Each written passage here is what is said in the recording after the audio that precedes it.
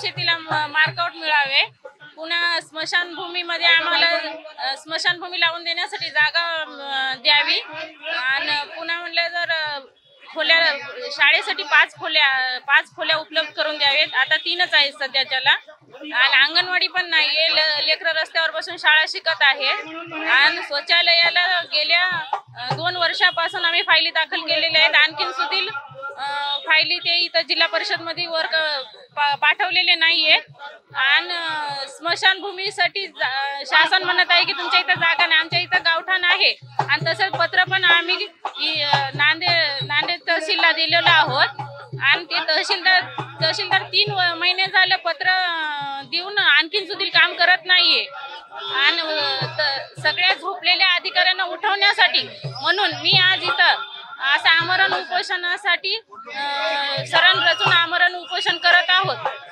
आम्ही आयुक्तालयामध्ये पण पत्र दिलेले आहोत, आम्ही पुढे आयुक्तालयामध्ये आमरण उपोषण करणार आहोत। नमस्कार।